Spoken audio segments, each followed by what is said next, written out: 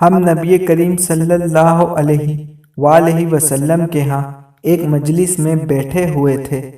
تو نبی کریم صلی اللہ علیہ وآلہ وسلم نے فرمایا کہ مجھ سے عہد کرو،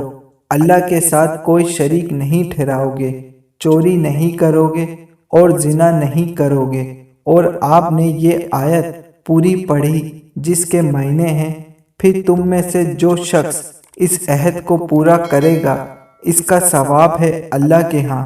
اور جو شخص ان میں سے غلطی کر گزرا تو اسے سزا ہوئی تو وہ اس کا کفارہ ہے، اور جو شخص ان میں سے کوئی غلطی کر گزرا اور اللہ تعالیٰ نے اس کی پردہ پوشی کر دی تو اگر اللہ چاہے گا تو اسے معاف کر دے گا، اور اگر چاہے گا تو اس پر عذاب دے گا۔ پیارے دوستو، اگر سے آپ بھی حدیث پاک کو سننے اور سمجھنے کا ذوق اور شوق رکھتے ہیں تو ہمارے چینل کو سبسکرائب کر لیں تاکہ مزید ایسی شارٹ ویڈیو آپ کو ملتی رہیں۔